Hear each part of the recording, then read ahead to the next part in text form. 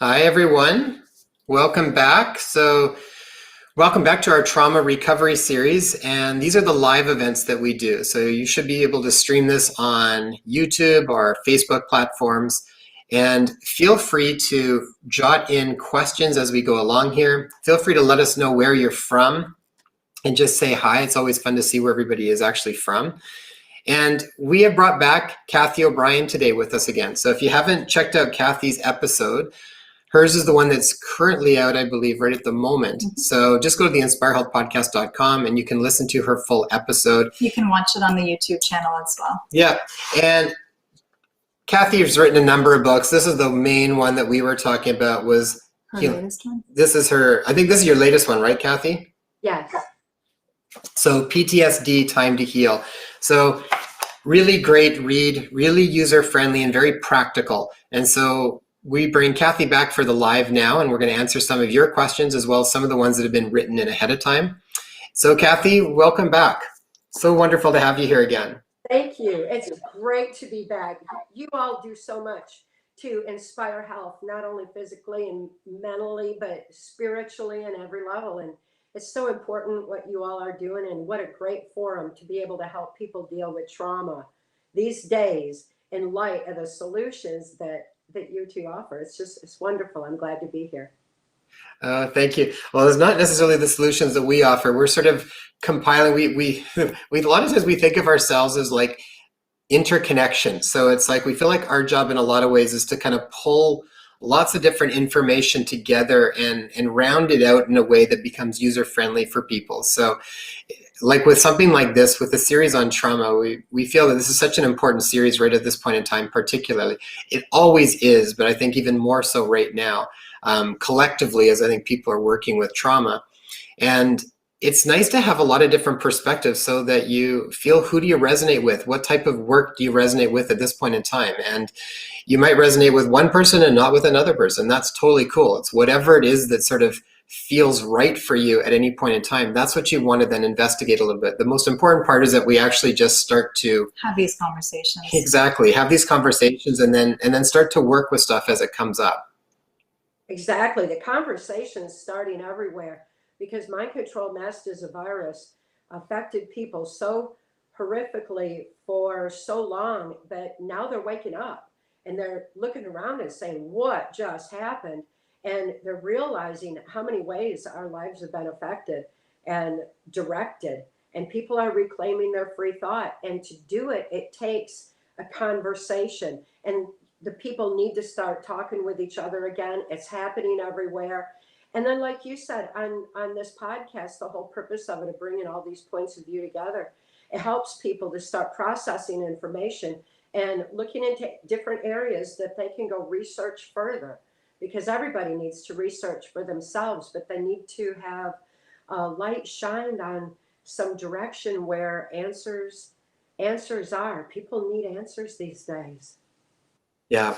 Well, one of the messages that I really like in your book and the way that you describe is that we've got everything we need within ourselves to heal and to heal from trauma.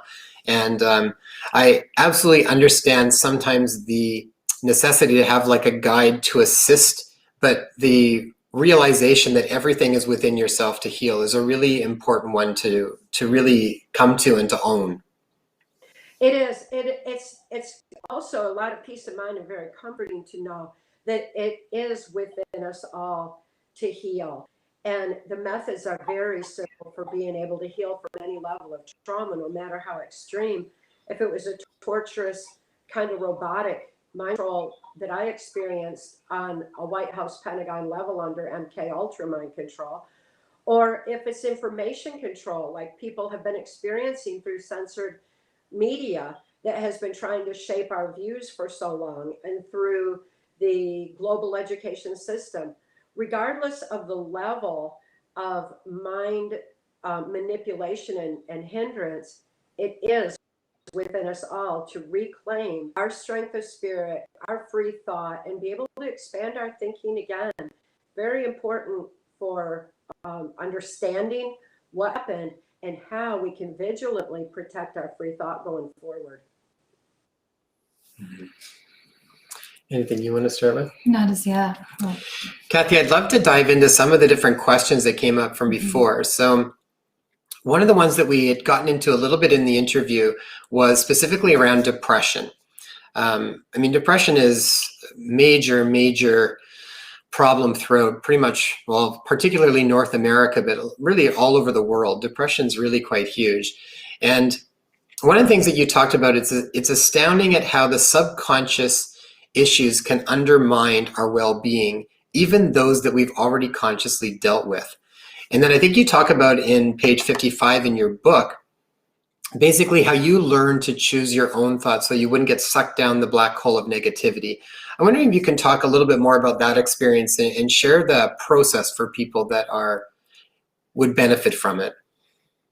Well, my subconscious had been manipulated so extensively through traumas, psychological and physical. The most horrible being knowing my daughter was being horrifically abused and trafficked and mind controlled. Those were horrible things that not was manipulated on a subconscious level through the use of neuro-linguistic programming, or NLP. The perpetrators who are in control of our mind are the same ones who stole US elections and the same ones who are in control of the media today in order to shape the views of everyone. So when the subconscious mind is manipulated, whether it's my extreme or it's information control, if we pick up a pen and start writing out that negativity, whatever it is, and we're able to consciously deal with it that way. It takes the conscious, logical part of the brain to move a pen.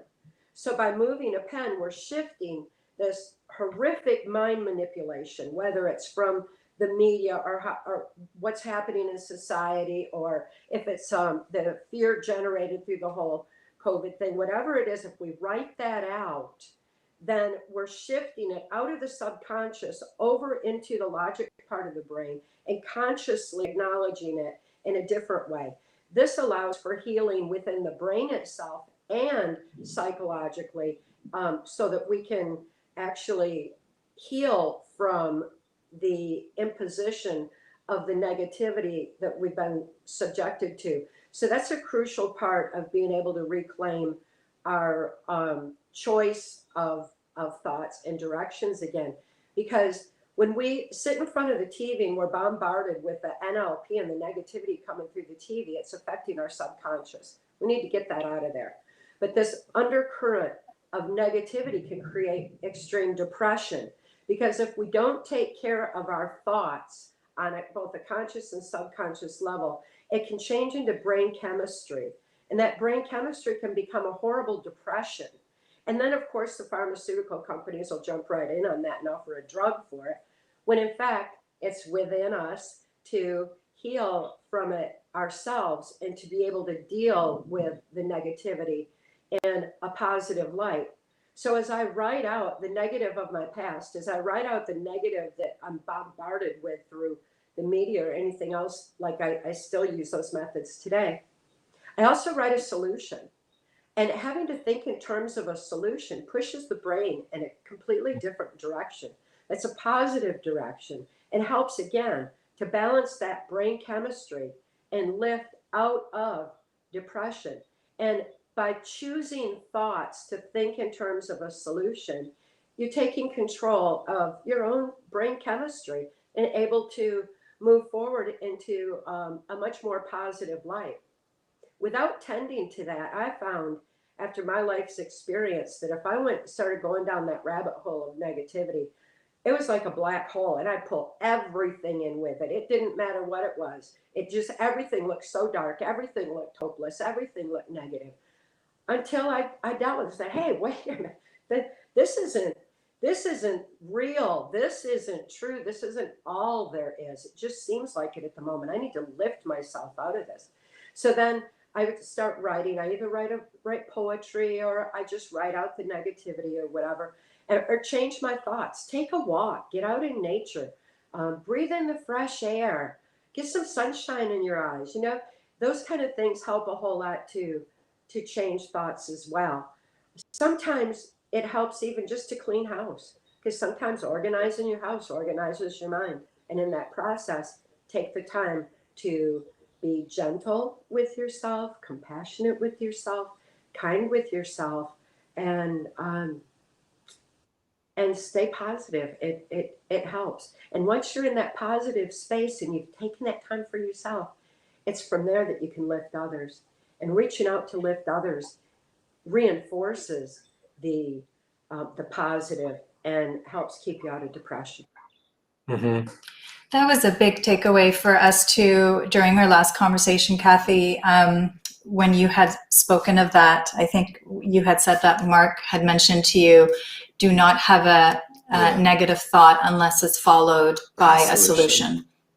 Yeah. And that's a pretty powerful practice. Without a solution. And that one thing is probably key for everybody these days, because instead of just complaining about what's going on in society or complaining about the negativity, you got to talk about solutions and start thinking in those terms and being able to assert it, because that's what's going to make the positive change so necessary in this world. It's not that we're ignoring the negative. We have to be aware of it, because awareness is the first step towards positive, necessary change. But thinking in terms of that solution is what empowers us to start making a difference in light of what we know. Yeah, well, and to really come up with a valuable tool, to really come up with a good solution requires you to actually have to have looked fairly clearly at what the problem was in the first place. So I know even on different groups, it's like, it's just, even the groups that are, not happy with the way things are, but the focus is still just on all of the problems after problems after problems going on. It's like it gets really heavy. And then I think we actually, the other extreme of, let's not look at it, let's think positive only. Yeah, where they're not really addressing what's actually, they're not kind of taking a wholehearted look at what's there to then come up with a realistic solution that you can work with. But on either one of those spectrums, I feel like it's kind of missing the boat on it. I like the idea, and we actually had some people over for dinner after we had done your interview, and they were talking about some of that stuff, and I said, well, let me tell you what Cathy O'Brien would say. And so we did that and had them flipped it, and it was a really, really great sort of segue from the podcast into that real life scenario, where then people had to actually stop, and we started to think, okay, well, what does that mean? Then what can you actually do towards finding a solution for that? And what was really fun is what it sprouted was this brainstorming of possibilities and visions. So it got us into this creative mode rather than this depleted, helpless state that we were in, just thinking of or ruminating on the negative. And seeing more that happen all over the world, really. So many people who are waking up to face the horrors of mind control, to find that we've been manipulated by mind control, masked as a virus, to find that these perpetrators of this New World Order agenda are funding their agenda through human trafficking, human harvesting. That's the most horrible thing for anybody to have to face. I think that all of humanity has got to face the reality. It's been going on my whole life. I was born into it. I've been blowing the whistle on it for 30 years. I was free of it when Mark rescued me out of it. And here it is. It's so big and it's so pervasive, and we have to face that reality and stop the sexual trafficking of our children. What that does is it creates a dissociative disorder within the children and makes them compliant for a robotic society. That's the ultimate point, because the point of the whole New World Order is where a handful of big guys make all the money and we do all the work. And they need us compliant. They need us slaves. They need us doing exactly what we're told to do. And to create that kind of compliance within the brain, the rape of a child, that is the number one key towards control that was found in the old Himmler research, because trauma affects our brains that way, where it's so horrific that it's though our conscious mind takes flight and the subconscious mind is open to being easily led and manipulated. We become highly suggestible. And sometimes even just hearing and learning about the human trafficking that's going on is a harsh reality to face, and it's traumatic to the person at the time, which is very important then for being able to move forward in terms of solutions, to be able to acknowledge the reality of that problem and move forward in light of love, because love is the most powerful force in the universe. They're feeding off trauma, they're feeding off negativity.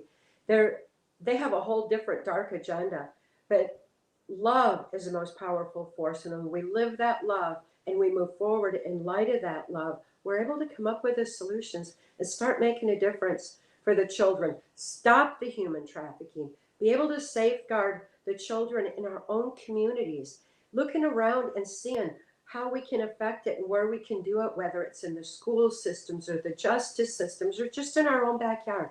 Wherever it is, we start seeing that possibility.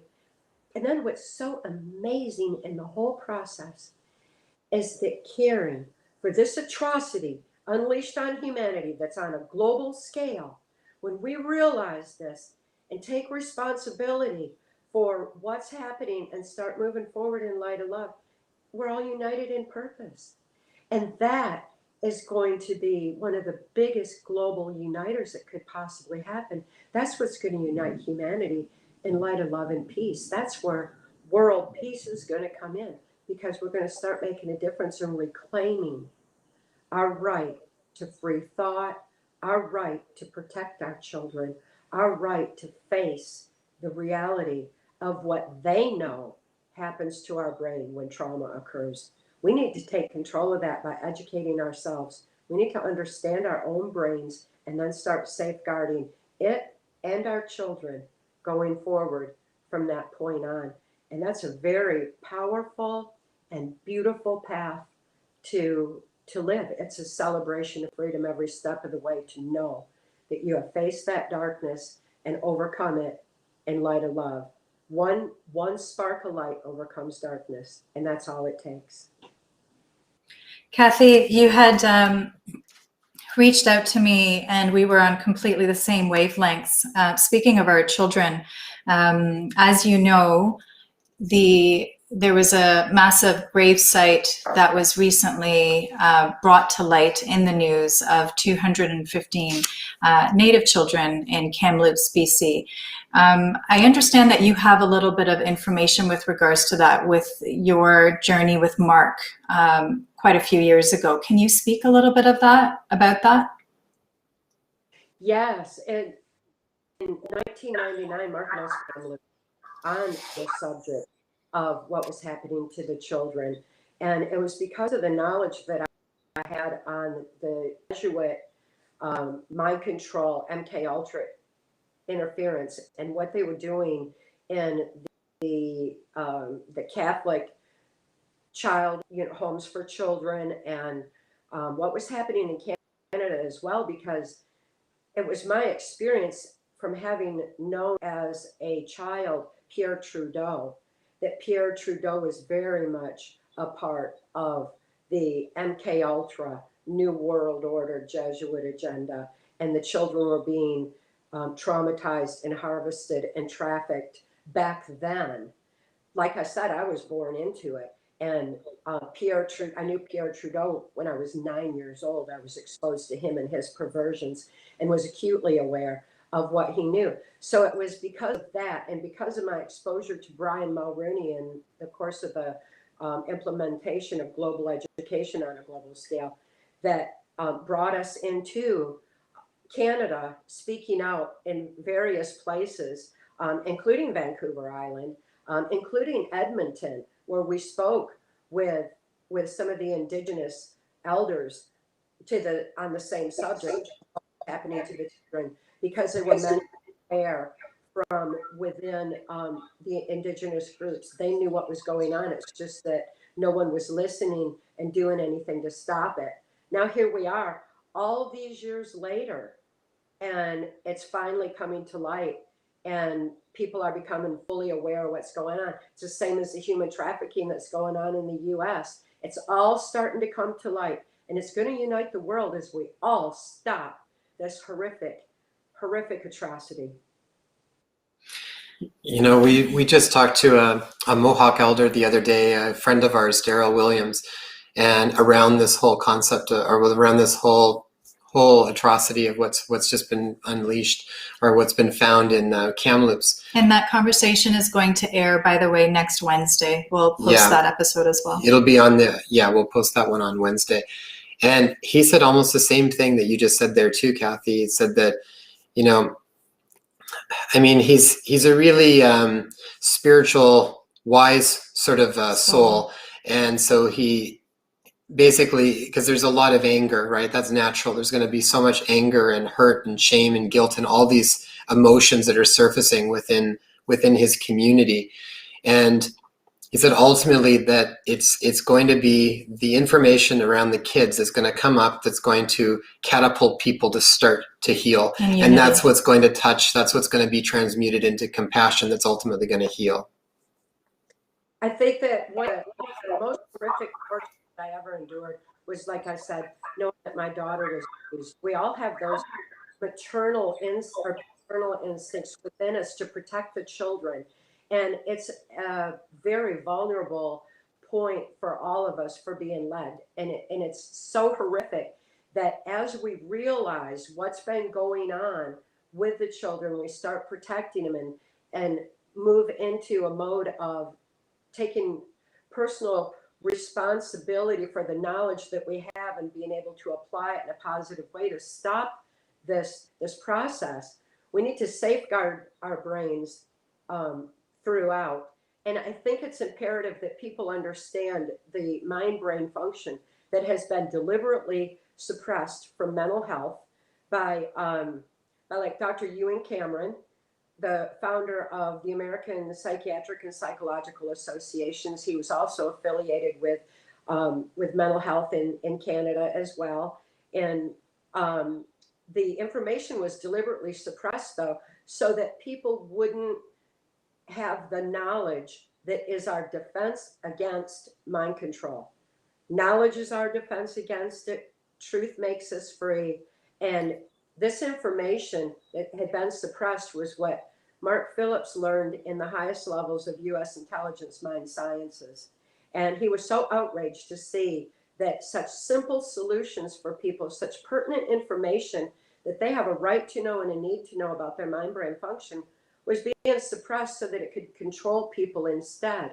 Because within that is the understanding that sexually abusing a child, especially prior to age 5, creates dissociative identity disorder.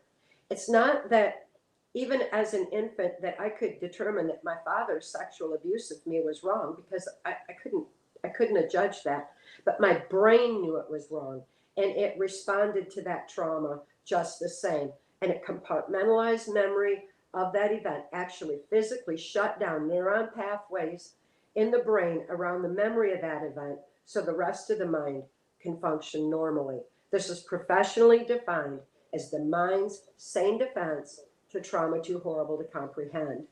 This brain compartmentalization mechanism that we have is something that we need to understand, because that is why our children are being targeted.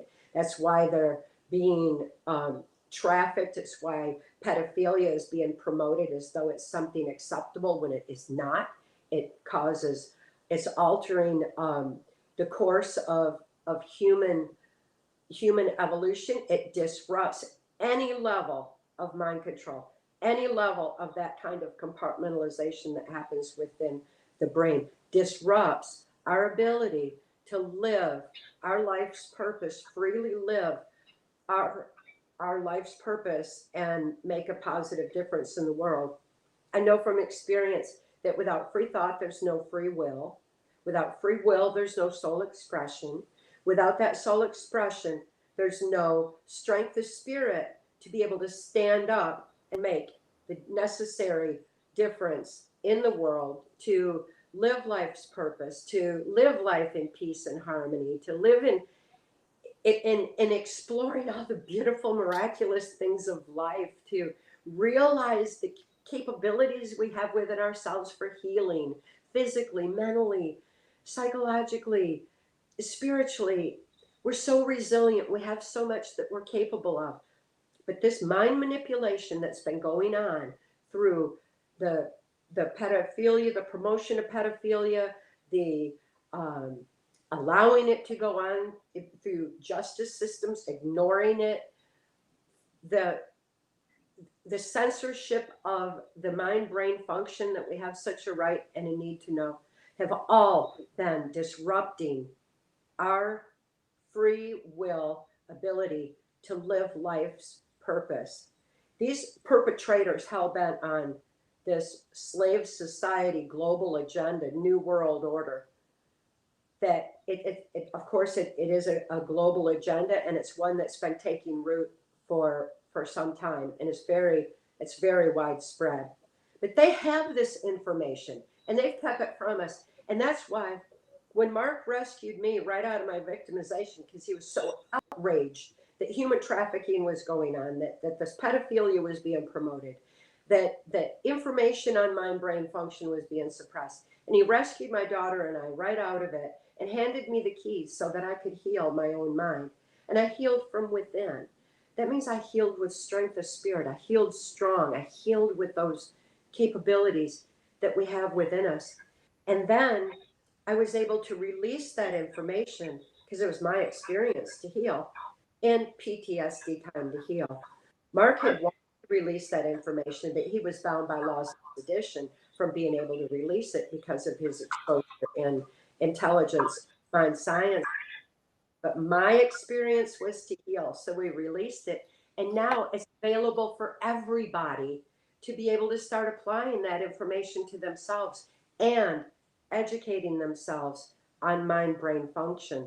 And as soon as they get a piece of information, research it more, research further, because the more we research, the more we know, the more we see that we have amazing capabilities within us to be able to heal and to stop the atrocities that have proliferated for so long in our world, and be able to reclaim our freedom and protect our children. That's incredible. Cathy, like I just, as you're speaking and going through all these details and insights, I think what an incredibly timely conversation to be having right now. Like when you're speaking of free thought, free will, free expression, like we're at a climax right now where we're all of us, whether we choose to or not, can see that being played out in real time very clearly right before our eyes. That is so true. But these perpetrators are just a small handful. It's definitely not the majority, which is why they have to use mind control on the masses, because they know that we would rebel against them and way outnumber them. So they're creating these illusions of power. But they only have as much power and control as we allow them to steal. By living the love we are, that's not their energy. That's not the energy they're looking for. That's the energy they fear. The energy they fear is our strength of spirit. They want to generate that negativity, that terror, that horror. And no, we're not buying into fear anymore. Truth frees us from fear. And it's opportunities like this that we get to bring out and empower other people with that truth that makes us free. Mm-hmm. I have a comment from Bits of Sunshine here, and she has said that she's been aware of this information for 52 years. She said one thing that's important to mention is that many people don't look at is, aside from trafficking, no one's talking about the children being molested in their own homes today, right now, by an uncle or a brother. And I think that you're absolutely right. I think that is so incredibly more commonplace. And one of the interviews that'll be coming up down the road, we talk about there's a major study that was done called a adverse childhood events study, or an ACE study for children, and it was looking at the number of adverse childhood events and how that related to literally everything from all-cause mortality. Just about every problem you can think of gets exacerbated the more that there is something that happened in those children under everywhere from under 18. And so I think you're absolutely right. That's a huge one. where do we even begin with that? So it's like, Cathy, from your point of view, it's like, yeah, on a big scale, there's this trafficking going on. There was, when we talk about the native children, there's been genocide and atrocity that's gone on with that for a long time. Where do you begin with the problems that are happening right at someone's home? I think understanding pedophilia and being able to get that information out there. I wonder how many of those families are multi-generational. Mine was multi-generational. My father had been sexually abused. My mother was sexually abused. They were sexually abusing me. And the Hitler-Himmler research had shown that after 3 generations, it starts to become autogenic. It starts to become just a natural action within the family structure itself. So you may be looking at multi-generational families of pedophilia, which is why it's so important we get education out there on what it really means. If people understood that, I think they could start breaking the cycle and realize, oh, the sexual abuse I experienced wasn't okay. And what it's doing to to my child is harming their brain. It's harming their growth. It's harming their ability to express spirit. When they start realizing that, I think it's just going to be like a huge quantum leap of evolution where we're going to be able to start stopping that multi-generational process. And so many cases, human trafficking occurs right out of the home. It's not the prostitute on the street corner as much as it is happening within a person's own home. It's like the JonBenet Ramseys that are dying, that are being killed because they're being prostituted to other pedophiles within their own home structure. That's so common these days, and we need to realize that it's going on and start opening our eyes to it. That's why I say when we arm ourselves with this knowledge and we're educated to it, we open our eyes to the reality of it. We'll see it in our own backyard. We'll see it in our neighbor. We'll start seeing it around us. We need to to educate teachers as to what's going on with it. Instead, we have these teachers' unions that are focused on manipulating children into robotic compliance to march to new world orders by the rewriting of history in the school system. There's a huge, the global education structure that has been going on now for at least 2 generations, going on 3. We better get on this and change it within the school system and educate the teachers as to what they're actually doing. Get them to start thinking about what they're teaching instead of just following orders and doing what they think they know. They need to expand their thinking as well and do their own research and parents need to start holding the teachers accountable. With that said, the teachers need to know how to start spotting the children who've been abused, because it's not hard to see. They're highly suggestible. There's many signs of childhood sexual abuse. And if they're educated on that, then we can start a new awareness right there. If churches started paying attention to what's going on in that regard, any place where community is involved, the more people who have eyes to see, ears to hear, and soul to know the truth of what's happening to these children are going to be in a position to make that difference. And somewhere along the way, we all need to find compassion in our hearts to be able to make that difference. Because just accusing each other and hating each other is just going to create its own problem. We need to educate each other, and we need to start stopping this problem that is so pervasive. It's an invisible menace, but it can be seen once we realize that it's happening. Mm-hmm. And part of the education process, again, is having these conversations. Bits of Sunshine, you mentioned that you had you were molested by your stepdad for 9 years. This is exactly why we're holding this series and having these conversations. They're important. I myself was also molested by an uncle for years when I was quite young. And it needs to be spoken about. We need to come face to face with all these dark shadows that we typically hide away, and start to bring it back into our attention and our focus and our care, so that we can heal.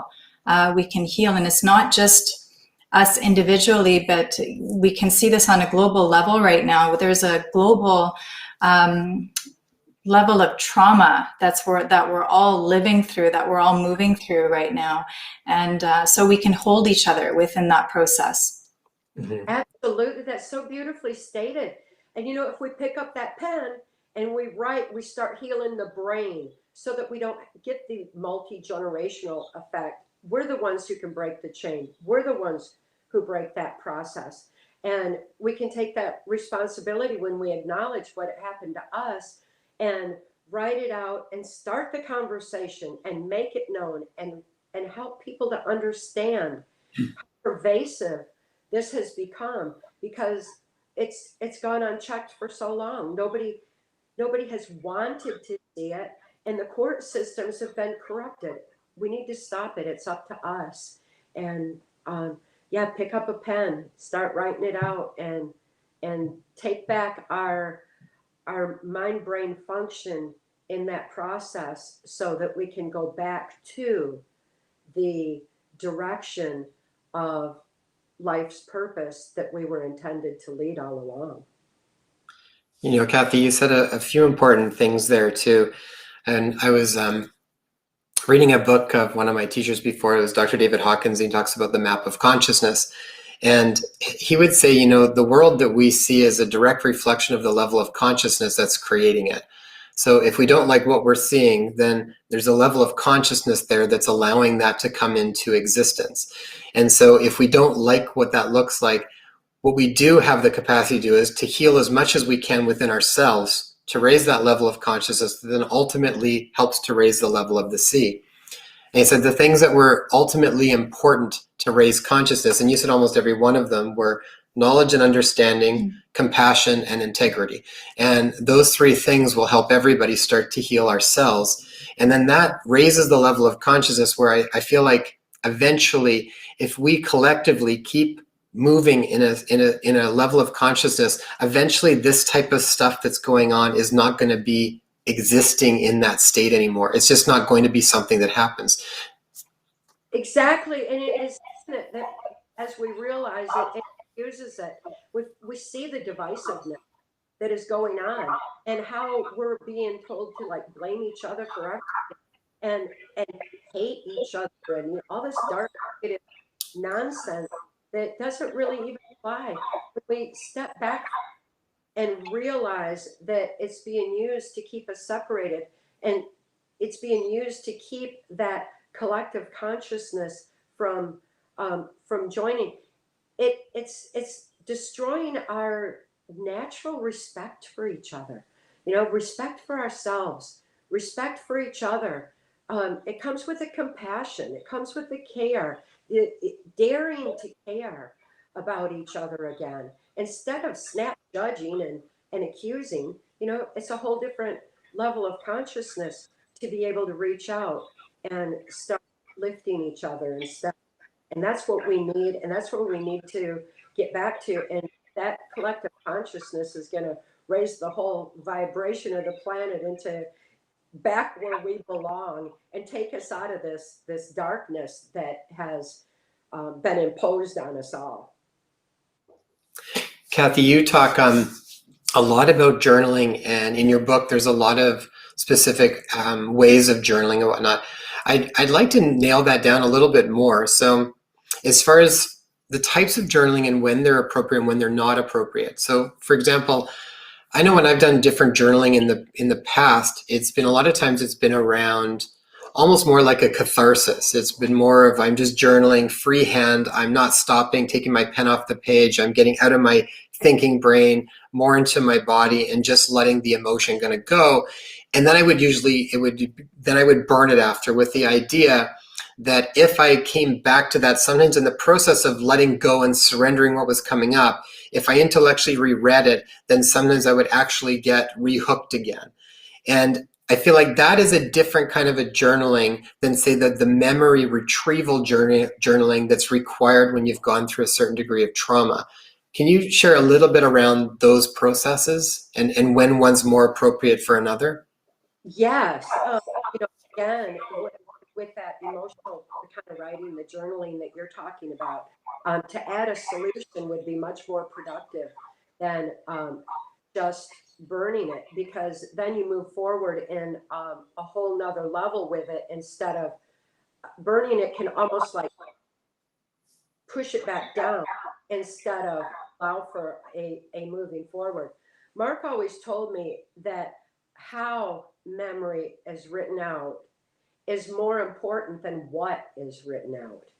And so now, instead of just dealing with emotional trauma and with a solution, but dealing with the compartmentalized memory and being able to write that out, there's an important method to writing out that memory that is so crucial to understand. And it is detailed in PTSD Time to Heal, because how it is written out is more important than what is written out. And just understanding that alone helped me gain a better perspective on the magnitude of what I had been exposed to and experienced under MK Ultra mind control, because what I witnessed and experienced on a White House Pentagon level was so extremely horrific that instead of bogging down in that, I stuck to the formula for writing out that memory, and it helped a whole lot to maintain that form. It's important to, when writing out memory, to not change brain chemistry by stopping to eat. Like, so often it seems like, oh man, I really just want something to eat, because there's like almost a knowing that you're going to change the brain chemistry and stop that from surfacing. So it's important to understand that your brain might want to shut itself down chemically by making you hungry. Don't do it. Just wait until you're through writing out that particular memory. Um, Drink water, be careful with caffeine. These are important things for maintaining the proper chemistry while you're writing out memory. And then there's a lot of questions to ask yourself as you're going through the process. Once you've written out a compartment, it's really good to be able to bridge it over to another compartment by asking, like, where did I go afterwards?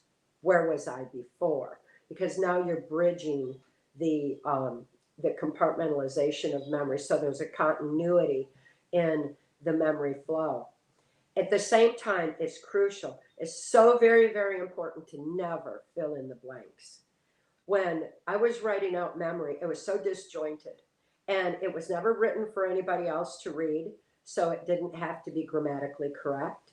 The handwriting didn't have to really be necessarily legible. It didn't have to flow in a storyline. It was bits and pieces here and there. I ended up getting notebooks that I still use now, that's got this little side section so that I can do a side note off there, because so often there's something will come up and surface, and you just make a note of that and then go back to what's being written out. It can be very disjointed, so much so that as I was writing out memory, Mark and I were literally dodging bullets. I mean, he had rescued me right out of the swamp, right out from under the perpetrators, and it was a very precarious time for us. And I didn't know where I had been. I was totally amnesic at the time. I'd been so strategically tortured, traumatized with the compartmentalization of memory. So as fast as I was writing it out, he would have it validated by very concerned members of law enforcement, U.S. Customs, U.S. Secret Service. They would validate the information, and as quickly as it was validated, we disseminated it to various members of concerned watchdog groups, members of Congress that were overseeing, other concerned members in intelligence. Mark wasn't the only one that was aware of the criminal activity going on, but it disseminated out there. It was bits and pieces. It was still just bits and pieces. When I was going to testify to Congress on what had happened in 1995, it was censored from Congress for reasons of national security. And that's such an outrage that such pertinent truth was being censored that way. With national security invoked on it, Mark and I were able to release the information that had already been validated, because it's national security being invoked on it validates it that much more. And we released it in book form so that members of Congress could have that information at such a pertinent and pivotal point in history. So in 1995, we released that testimony in Transformation of America. For someone to sit down and read Transformation of America now, which they do, it's available on my website and on Amazon, secured information there. When people read through it, it's disjointed. It's not a story, and it's not meant to be in story form, because this is the way memory actually is written out. This is a great example of how it is written out is more important than what is written out. So it's not written as a story so that people will, it was just the facts, fact after fact after fact. And that's how memory needs to be written out. Again, PTSD Time to Heal shows how to do that. So whatever anyone's level of trauma is, whatever they have been through, whatever repressed memory that they might have undermining their everyday life, they can write it out too. Get it out of the clutter, get it out of there so it can't undermine life anymore and create depression and negativity. It's so easy to be able to write that out. Everyone can use this particular tool just to deal with the magnitude of what we've all experienced with this COVID mess, this fear of death that has been manipulating the minds of the whole global population. And when people had to wear masks, they quit talking with each other 6 feet away or 6 feet under. You know, they followed all these mandates that masks are used in MK Ultra mind control because they silence voices, depersonalize. We can't see each other's beautiful faces and smiles and everything anymore. And they inhibit oxygen to the brain. Inhibiting the oxygen to the brain stops an ability for critical analysis, free thought. It makes a person more suggestible and easily led. So we have a lot to heal from. We need to all heal our brains just from having worn those masks. You know, I never wore one. I knew exactly what it was from the beginning, and I just refused to give in. I too much of my life was already ruled by mind control, and I recognized that it was not going to happen any further. And instead, I was able to help lift others and help them realize the importance of free thought. That everyone who caved in on that COVID thing, everyone who sheltered at home while our livelihoods turned to dust and ash, everyone who subjected their children to that horrible fear of that we're all going to die, our grandma's going to die if we don't wear this mask and inhibit that action. We all need to write it out, and we all need to come up with solutions, and then we need to move forward and educate ourselves to this mind-brain function that was used against us so that it never happens again, so that we can preserve the sanctity of free thought. Free thought is sacred. It's our birthright. It's our whole ability to live life's purpose, and we need to safeguard that from now on. And the best way to do it is just write it all out, heal our brains, heal our minds, heal our psychological torment, heal our soul expression, and reclaim it all, and take back that the beauty that life is.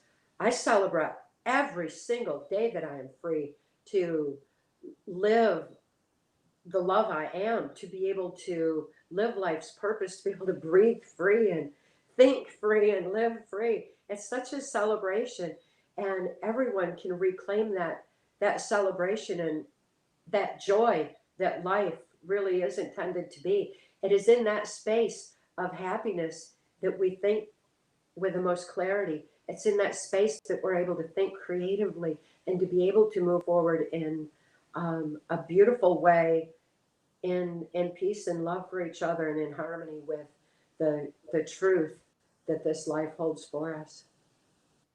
Beautiful. Cathy, I wanted to ask you, was there a place within your healing process for rage and anger? Like, did that at any point come up for you in your healing process? Of course, especially knowing, having to deal with what had happened to my daughter, knowing what the plan was for the promotion of pedophilia for mind control on a global scale, just knowing how this was being, it's outrageous. It is.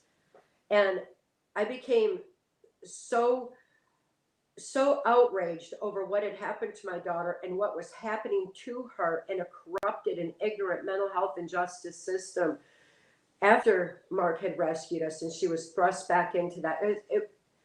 That is in Access Denied for Reasons of National Security. It outlines that journey and what we went through. Of course, I was outraged, but I found that that rage was blinding me to being able to think clear through it. I found that crying and feeling so sorry about it all, that I was just drowning in my tears. It was immobilizing, and it didn't empower any action. It didn't empower any positive way forward. And that realization was so profound to me that I realized that I needed to take the negative of my past and turn it into a positive that could help others. I needed to take the negative of what my daughter experienced and turn it into a positive that could impact her situation and actually help her. Love is the most powerful force in the universe, and rage doesn't work in parameters of love, so it inhibits. Negativity is immobilizing, and I found that I wasn't accomplishing anything. So the more I turned the negative into a positive to be able to make a difference by consciously choosing my thoughts, and being able to think in terms of solutions, I was able to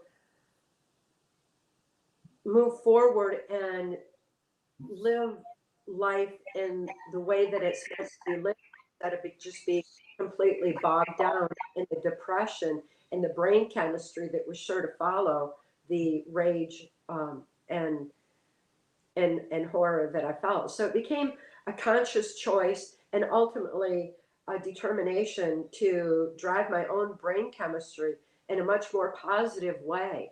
It's like after when COVID hit, and seeing everybody, caving into mind control masked as a virus, the knowing that the virus had a 99% survival rate, and that the national and global annual death rate didn't even go up. It went down some because people weren't traveling as much. Realizing all that, that was could have been its own rage, but instead I chose to stay above the storm, because above the storm is a much clearer view. And at that clearer view, I could see a way forward to be able to help others to be able to reclaim their free thought and see what was actually going on, so that we can reclaim our personal freedom and then reclaim our national freedoms, and our global freedom accordingly. It's that process that needs to be realized. But being able to see that solution and to be able to offer that solution and be able to speak out like this required being able to have a higher view in order to be in a place where I was lifted enough where I could lift others, because you can't go down to someone's level and push them up. No, you gotta be up at the higher level and then lift them, up accordingly. Yeah.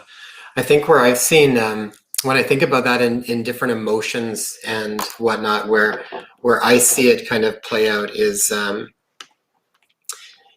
oops, sorry.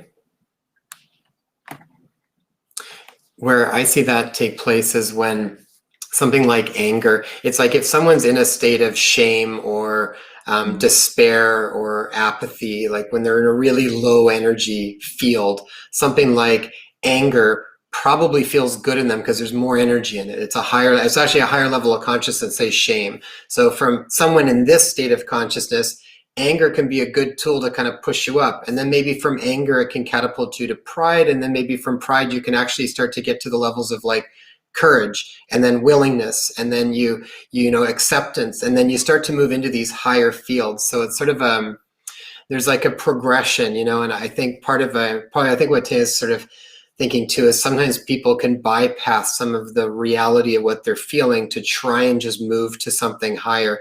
You obviously transmuted through the different levels and then arrived at something up in a higher state and realized the benefits for you to spread your message. You need to stay up there. And I totally get that, because whenever I hear something that's coming from a place of like anger or aggression, I immediately just kind of move away from it. I don't really want to hear it.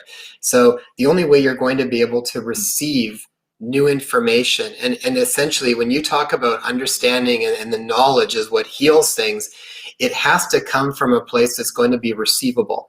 And the only way that you're going to open a door for something to be receivable is when it's coming from a place of love and genuine care, right, for humanity. So when you're coming from that place, that's what opens the door for people to at least start to hear it.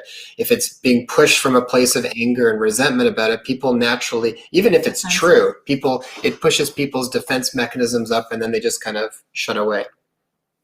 Brilliantly stated. That's so true, and we see so much of that in society today, where people are shouting or arguing at each other.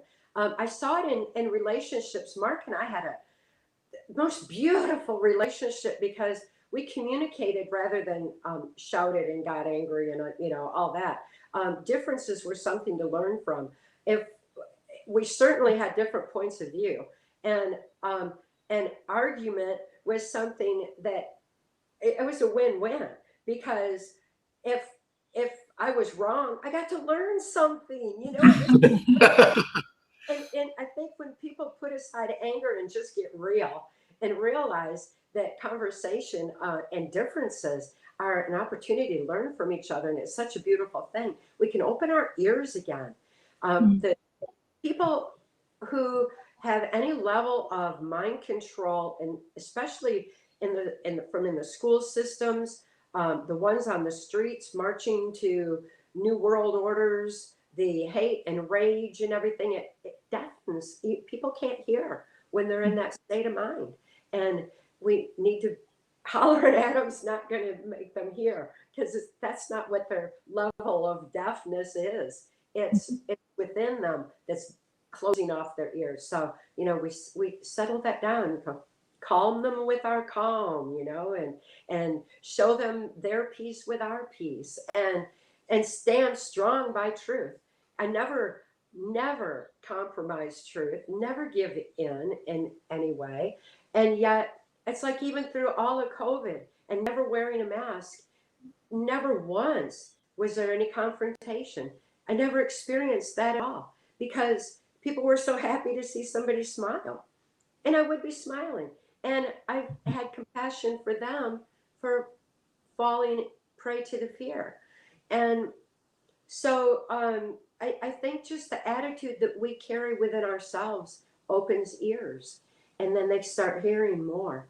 And that makes all the difference right there. We need to help other people learn to listen, have compassion for themselves, and not be, people are beat themselves up for what they fell prey to, and then themselves down further, and that's not going to thing.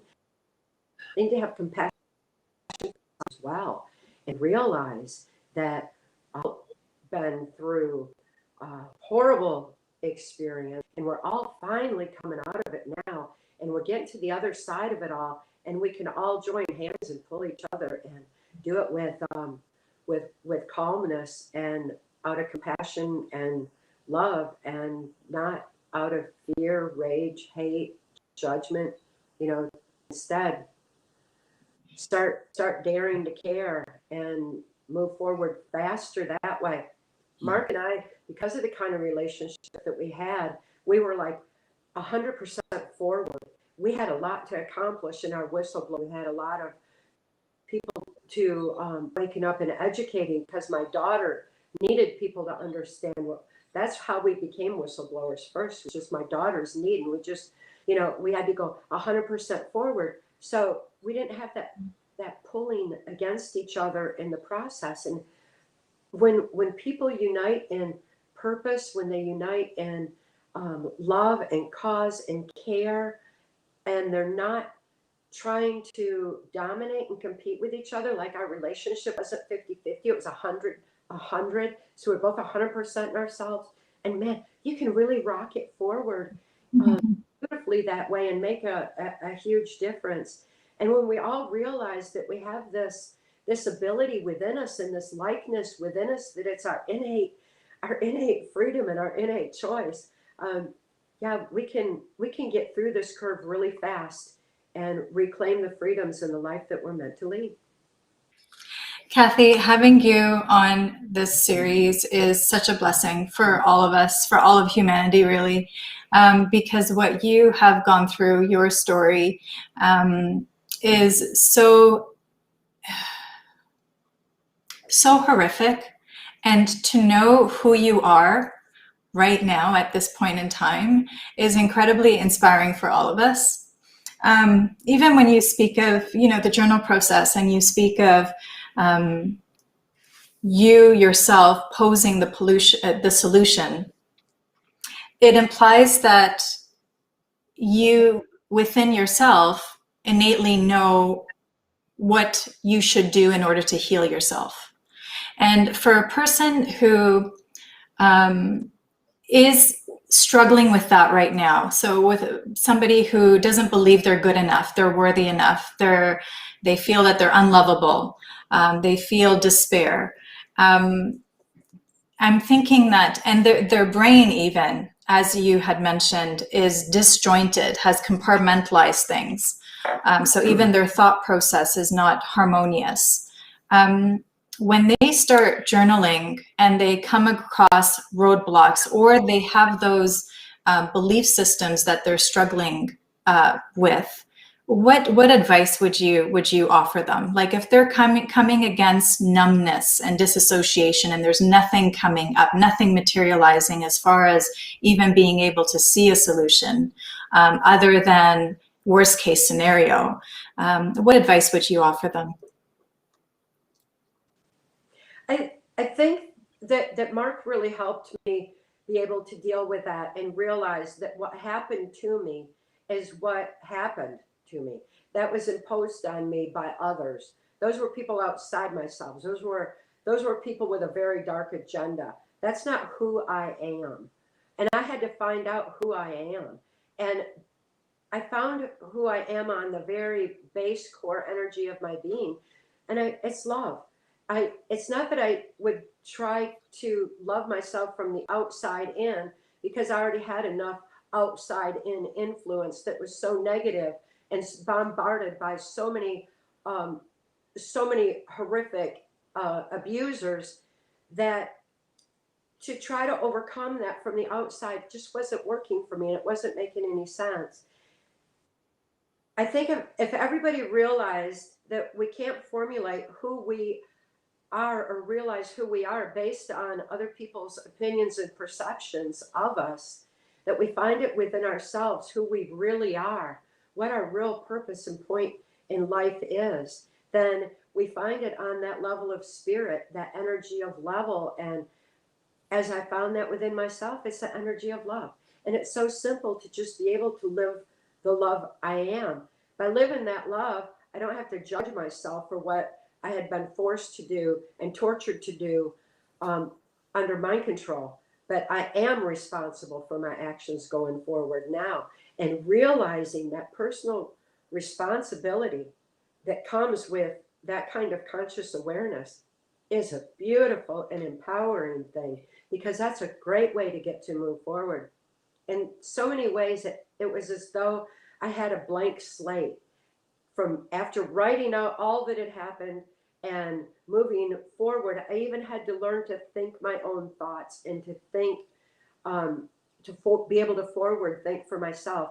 So there's brain exercises too in PTSD Time to Heal, because I had to exercise my brain to be able to think, to move forward. And I pushed that forward with my strength of spirit, with the love that I am. So it became the motivation behind my thought processes that allowed me to be able to think with clarity and in ways that were more empowering and not self-judgmental in a negative way, but rather to allow me to move forward and take personal responsibility for every action going forward. And being able to do that, it's an opportunity every day to be able to make a positive difference. It's an opportunity every day to live life's purpose. And Mark's life's purpose was interrupted, and it was disrupted. And I made a conscious choice then that I was going to move forward in living our shared life's purpose in light of love. And it was a choice I made. When I lost my soulmate and my hero, and the one who saved my life and saved my mind and empowered me in so many ways, and he's just so phenomenal. And to have lost my best friend that way, I could have just closed up and quit.